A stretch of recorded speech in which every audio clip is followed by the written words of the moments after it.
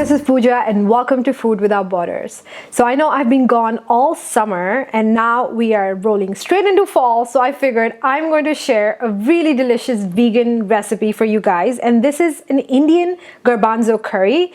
Now I'm making it in an instant pot. If you are new to cooking or you are intimidated by Indian cooking, this is a recipe you will love to try at home because it's just as simple. So let's get started. So let's first talk about the cooking device. I'm using an instant pot like I said, but you can use a regular pressure cooker that goes on the fire. You could use a slow cooker, and if you are confused about your equipment of choice and you're not sure about the time that would take to cook this, I will leave all the instructions on my blog and I will leave a link to it in the description box, which would include all the ingredients and the measurements and everything. But in case I haven't covered your equipment of choice, you can leave me a comment below and I will get back to you as soon as possible. The first ingredient here is the garbanzo, or chickpeas. What I've done is I soaked it in water overnight. Now into this, I will start adding all the rest of the ingredients. So let's deal with the spices here. I have some coriander powder and some ground cumin with the turmeric. Here I have some chili flakes. You can use red chili powder or you could use paprika, that's up to you. And then here I have some Garam Masala. Now what Garam Masala really is, and it translates completely in English, is garam in Hindi is hot or hot, and masala is a spice blend. So anything that's a spice blend in India is called masala. Now usually this is made at home. I usually get it from my grocer. These days you can find it at Target, you can find it at Walmart, you can find it at Whole Foods, Trader Joe's, you name a place, you will find it there. And if you don't find this, you can definitely use any curry powder of your choice. You could use Thai curry powder, sometimes I've done that. You can use like a Trinidad and Guyana curry powder, which is like one of my favorites. I also use like a Ethiopian spice blend like Berberi powder. That works good as well. So this goes in. Ginger and garlic paste. And here I have some tamarind concentrate. You can skip this completely because we are adding acidity. That was my phone. We are adding acidity with the tomatoes. But this just makes it more tart and more flavorful, which is why if you can find it at your Asian grocery store, this is really a good thing to have in your kitchen if you like cooking Indian food. Back in India when I was little, we used to have a tamarind tree in our backyard, and I used to love picking tamarind and having from it. It was one of those things, and I am so tempted to lick the teaspoon, but I'm gonna leave it for later. And then I have some chopped tomatoes. Now you can use whatever tomatoes you like, and this should render about 2 cups of tomatoes chopped. I am going to add some salt, and then later I will taste it, and if I have to add some salt, I will. You can always add more salt. You cannot remove it from the recipe. And here goes the water. Give this a stir. And that's it. What I'm going to do is attempt to shut this first, figure that out. Every time I do this, it's a brand new experience. There you go. Don't embarrass me. Haha. I'm gonna hit this bean chili setting here. 30 minutes, and while this cooks, I'm gonna go chill, and then when we come back, I'll tell you what to do with it. All right, folks, we are back, and I am going to open this very carefully. Okay, smells amazing, by the way.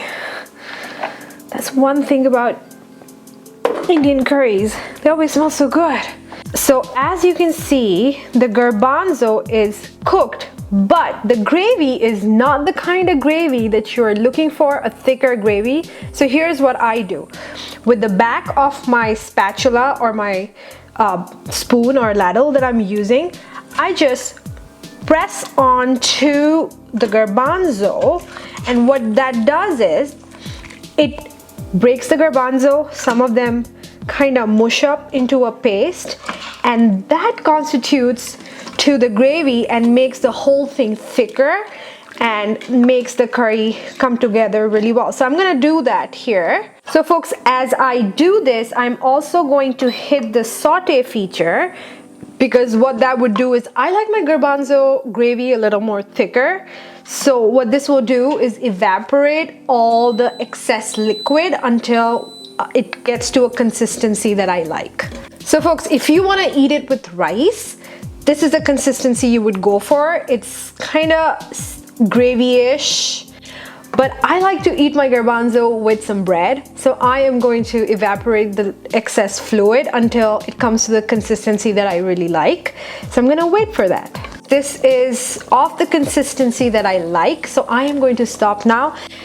Mind you, as this sits, it will get thicker, so you don't have to reduce all the water. Here I have some chopped green onion. You could definitely add some fresh cut onion to it. I just feel like onion is a little too pungent for me because it burns the back of my nose, so I don't enjoy it in this particular recipe. So I prefer using green onion. I'm gonna add this all in. Usually what I do is I would transfer this whole thing into a bowl if I'm entertaining, add the green onion on top, and that just gives it an extra color. You can also add some cilantro. I usually don't with this recipe. That's not my preference. Now, I'm super hungry and I'm gonna do a quick tasting of it. It's been raining here where I live, and this with some warm rice is like comforting. Will put your emotions together, make you happy. Okay, I'm gonna dig in. Oh, oh, so you really can taste the tamarind, but then the tamarind gives it that little tartness, which so does the tomatoes. If you can't find tamarind, you can also use lemon juice or lime juice. That's your preference. The garbanzo is perfectly cooked. Really guys, this is such a great vegan recipe.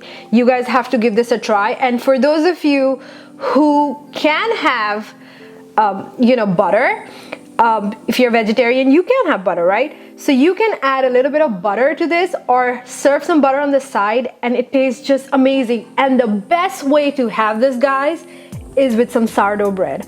I'm not kidding. I don't care about the naan. I don't care about the rice. Just some sourdough bread and your life is set.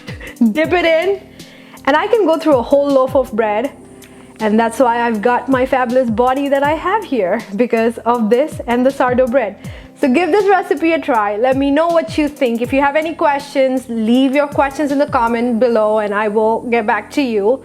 And if you haven't subscribed, please hit subscribe, because I love what I do, and you liking this video and sharing this video or subscribing this video just validates what I do. My dog really needs to go out. My house is on fire. I will see you next time. Bye.